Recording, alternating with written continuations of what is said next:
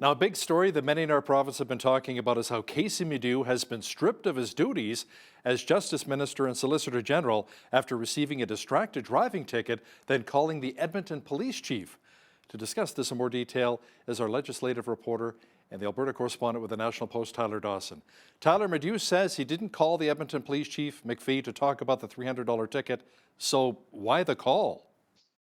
Well, it's a great question. And the reason that Madhu gave was that he'd phoned regarding concerns about racial profiling and also concerns that perhaps he was being watched in a similar fashion to Shannon Phillips, the Lethbridge NDP MLA, who's had this sort of long running conflict with the Lethbridge police service. But as you say, he claims that he didn't ask to have the ticket dismissed, and I believe the CBC had spoken to Chief McPhee, who had confirmed that. But of course, huge drama resulting of this because he is the Justice Minister. Therefore, he's sort of the top lawman in the province, phoning about to discuss a ticket that he got. So big drama that broke this week, and he has, as you mentioned, been sort of pushed back from his role as Justice Minister. Sonia Savage, the Energy Minister, is stepping in to fulfill his duties. And there's also an independent investigation going on that will, I guess, determine whether or not there was sort of any inappropriate conduct on Minister Medu's, well, no longer minister, I suppose, on Casey Medu's part in this affair. Yeah, Premier Kenny, like you said, he mentioned that Energy Minister Sonia Savage temporarily taking over that portfolio, Justice Minister and Solicitor General. That's a lot on her plate. Yeah, she's a busy minister, and probably I think the busiest minister now, probably in the entire cabinet. It sort of makes you think of Chrystia Freeland at the federal liberal level, who seemed to have like every job in cabinet for a period of time there. Now, you said that the independent investigator will be brought in to look into this case. What will the investigator specifically be looking for? Well, I think basically just whether or not there was any sort of breach of this sort of divide between politics and the law.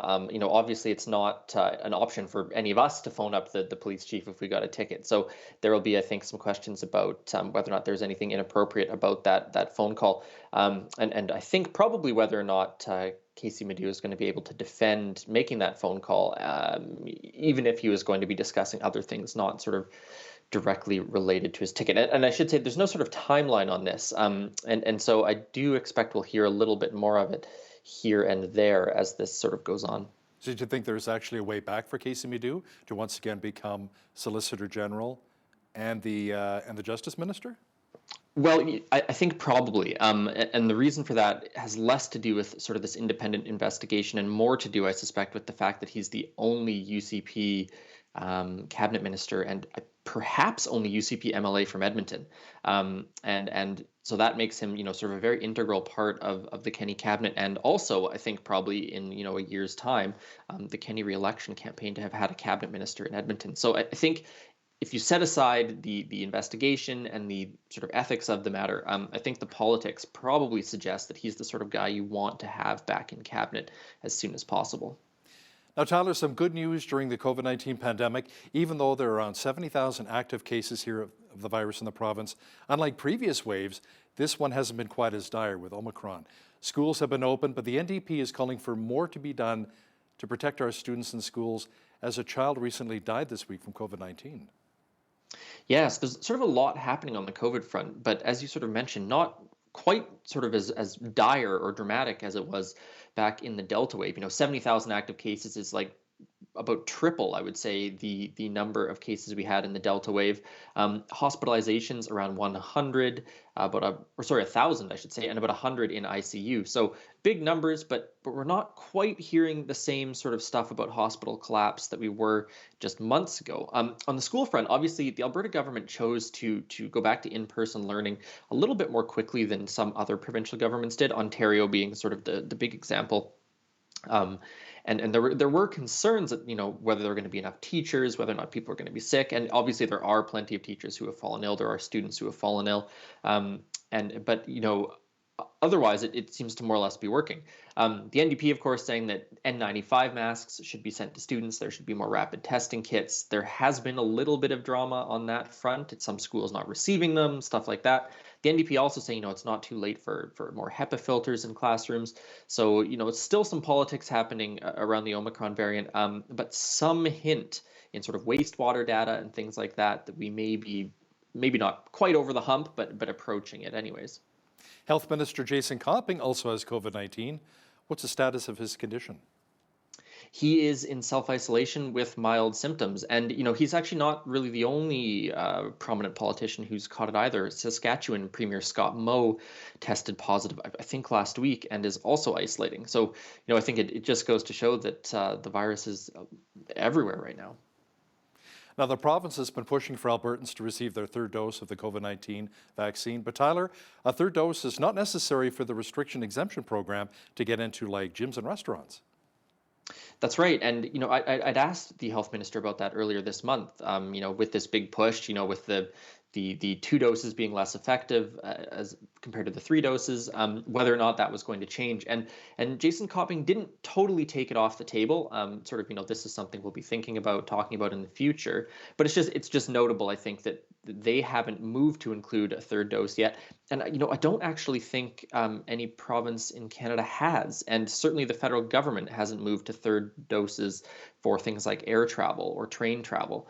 But that's just another thing I'm sort of keeping my eye on as the pandemic goes on and the science shifts a little bit, whether or not that third dose is going to become even more critical for some of these sort of public spaces, I guess. And a lot of people are actually quite concerned about that, including a lot of my family. A third dose, then a fourth dose, and a fifth dose. Tyler, when will it end?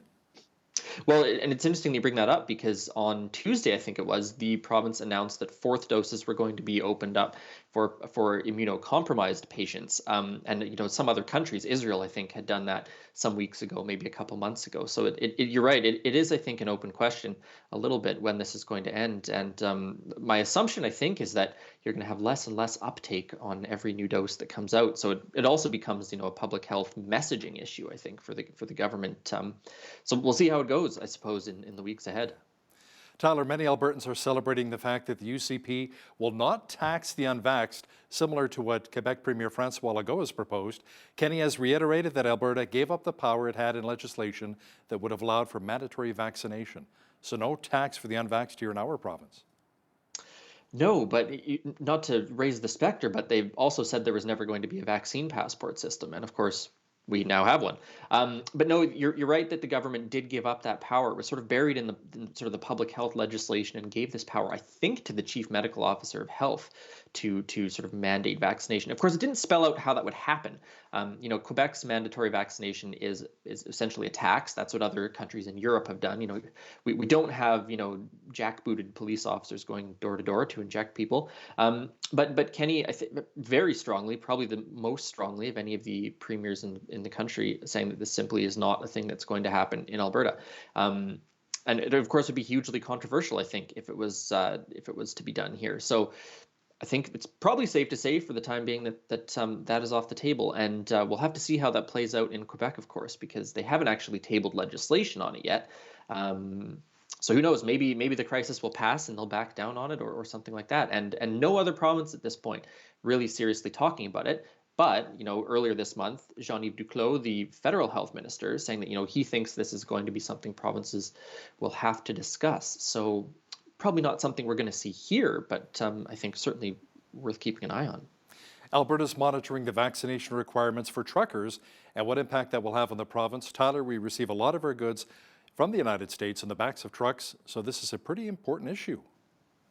It is. Something like 30% of Alberta's goods are carried around on the back of a truck. And actually, Premier Jason Kenney sort of tweeting on Wednesday morning that this federal policy risks making goods more expensive for Albertans. So that's, I think, maybe the closest we've actually come in the last little bit to let's say, a criticism of this federal government policy, which, of course, was subject to this very strange flip-flop last week where they said, oh, no, we're not going to require vaccination. And then, like, 24 hours later, 18 hours later, they said, no, we're actually going to require vaccination. So a bit of a strange situation politically, and lots of truckers, lots of trucking associations really saying that this could have some substantial supply chain impacts. So the Alberta government monitoring it has not officially, let's say, come out and criticized it. But we're hearing more and more about inflation.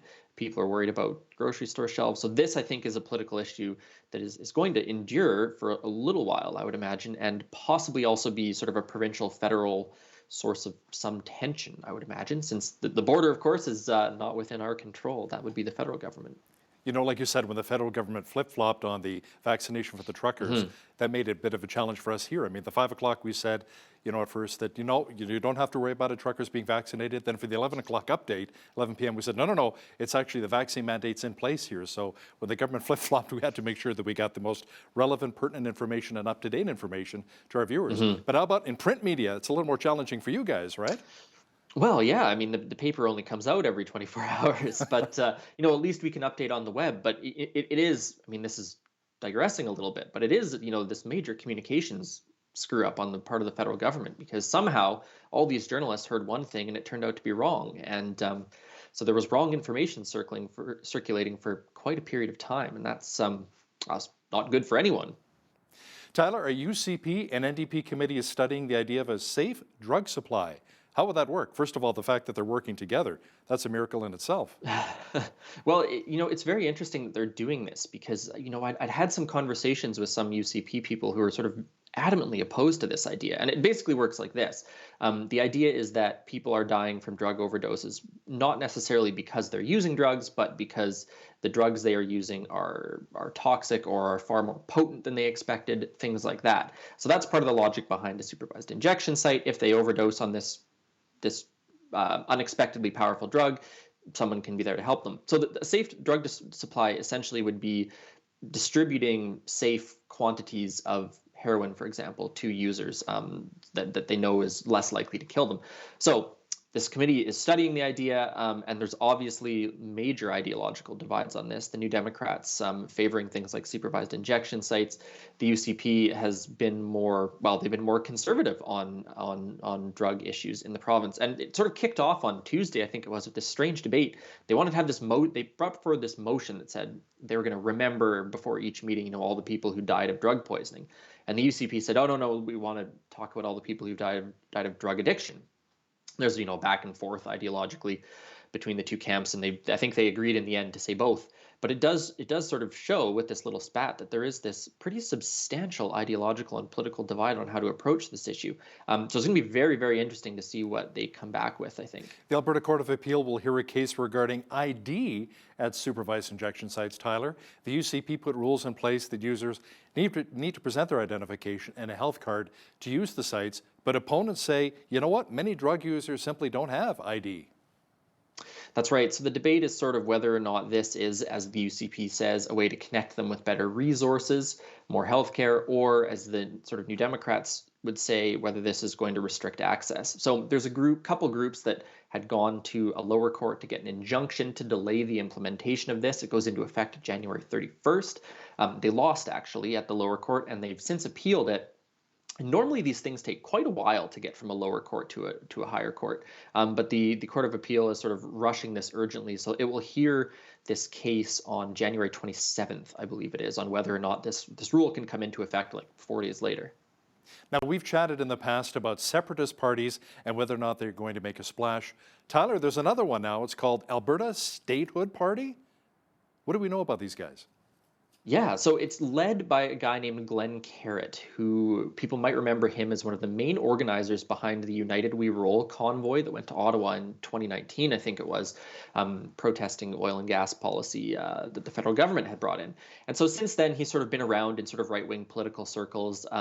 He was involved with a lot of those other protests around the time. He's been a very, very vocal anti-COVID policy critic, I would say. And he also had a failed run to be the mayor of Innisfail. So sort of circulating in central Alberta politics for a period of time. And he's now the leader of this party. And its objective basically is that Alberta should separate and join the United States. So not necessarily an independence party, but we should become an American state, which of course is an idea that's circulated for a long, long time. Yeah, there's another player, I guess, on the right in Alberta. Wow. Alberta becoming the 51st state. Not sure if I would buy into that. Tyler, the province is looking into controversial changes that would make it more difficult to fight traffic tickets. Tell me more about that. Yeah, very interesting policy, very interesting policy in the wake of Casey Madhu getting a distracted driving ticket, I'd have to say. And the way it would basically work is you won't be able to go to traffic court for a ticket. You'll have like 7 days or something like that to decide whether or not you're going to fight the ticket. There's a fee associated with this, and it will be done either over the phone or online with an adjudicator. So critics are saying, well, this is a end run around due process. Why should people not be able to go to court to fight these things? Saying that it's going to prevent people from fighting tickets that they think were unjust. And the other thing that's come up in a couple of the news reports is there's a lot of small businesses sort of dedicated to helping people fight these traffic tickets. A lot of former and retired police officers, for example, run these businesses, saying that this is really going to cause problems for their business model. So very strange policy and sort of done quite quietly. But another thing that I assume is going to be controversial in the future, and I would speculate, if I can do that the courts surely are going to take notice of something like this. The next time we have a conversation, I want to chat with you more about photo radar. We got to get that under control Yes. as well. And the cash cow that's become. Our legislative reporter and the Alberta correspondent for the National Post, Tyler Dawson, thanks for your time today. Always a pleasure, Hal.